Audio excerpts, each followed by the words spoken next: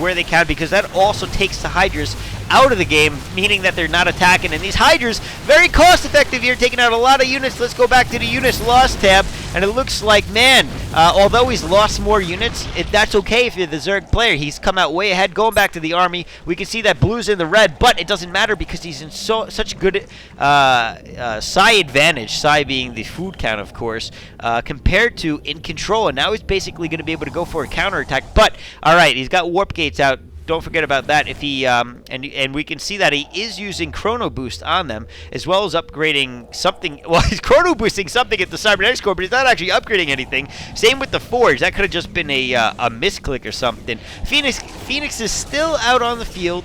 I like this Overlord harassing. It's kind of like Corsairs, you know, where all they do is just go around killing Overlords. Great use of a unit in ZVP or PVZ, depending on how you want to say it. Cannon's going up. It looks like iNcontroL feeling a little bit of pressure here. I think he was getting charged. Yeah, he is getting charged. That's going to be good against the Hydras if he can get it before the Hydras arrive. I think he's going to need more cannons. Yeah, he's got a second, he's got a third and a fourth coming up right now, as well as a robo facility. So it's possible that he's going to go Colossus. Not really a good choice to go Immortals against Hydra. I mean, obviously it'll work, but the thing is, Overseer out on the field. See if he makes a Changeling.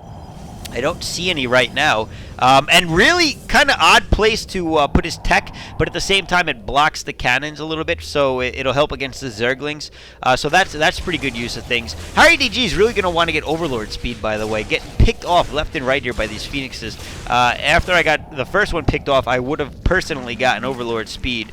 If we go to production, we can see if he's getting it. It does not look like he is. He's got some other upgrades going down, but he's going to try to take out the Phoenixes rather than try to get Overlord speed, I guess, to prevent against it. And at the same time, randomly puking up creep left and right. That's going to be useful, obviously, as he runs around. And the interesting thing about the gravity beam is it's pointless to use it if you only have one, because you can't attack with that Phoenix. You got to have more than one to make use of it. So iNcontroL down to one Phoenix. Very nice army size at this point for Harrydg.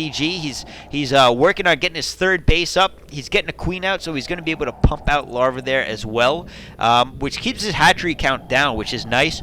And Infestors coming out. I didn't see those, and it looks like he's certainly going to be using them for fungal growth, which is the best ability of an Infestor by far, in my opinion anyway, allowing you to basically do damage over time and incapacitate units. So against a Zealot heavy army, that's going to be priceless. And really, I don't know if iNcontroL hasn't scouted this. I haven't really seen observers out on the field. I would have liked to have seen some. Doesn't look like he's making any either. He's going Colossus, obviously, with the robotics support bay, which again is what you want to go out of a robo facility against Zerg, especially when they go Hydras. If they're heavy roach, you want those Immortals. And here we see the units just getting fungled up by the parasites, which means they're not going to be able to move, and these Hydras just going to rip them apart. And you can see, man, Infestors when they're paired up against Zealots anyway. Wow, it's so evident how slow Zerg units are when they're on the ground that's not got creep. It's kind of funny.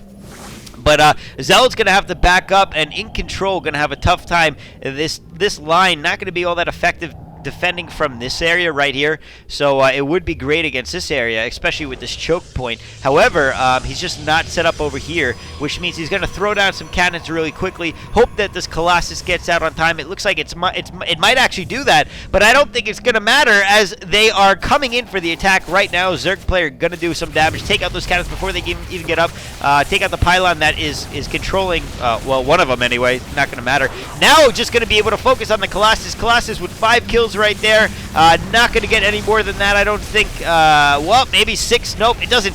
I didn't realize he used a fungal parasite, or whatever it's called, the neural parasite. It was controlling the Colossus and attacking the cannon, and I was wondering why it wasn't getting any more kills. And it looks like Harrydg may clean up this game at this point with brilliant use of Infestors, both with fungal parasites against, fungal parasite, I think is what it's called, fungal growth against the Zealots, and the neural parasite And look at this, using Overlord so he can move his units around even quicker over here, give him some mobility advantage. And GG coming from iNcontroL, so very well done. Seeing some cool units coming from the Zerg player this time. Infester's so awesome if you use them correctly. And that was brilliant use of them by Harry. And also with the Queens pumping out, he only had the 3 hatcheries, but with the Queens just able to pump out units by spamming spawn larvae. So very nicely done by him. Hope you guys enjoy that game. Got some more games coming up. Next up going to be a ZVT. See you guys there. GG.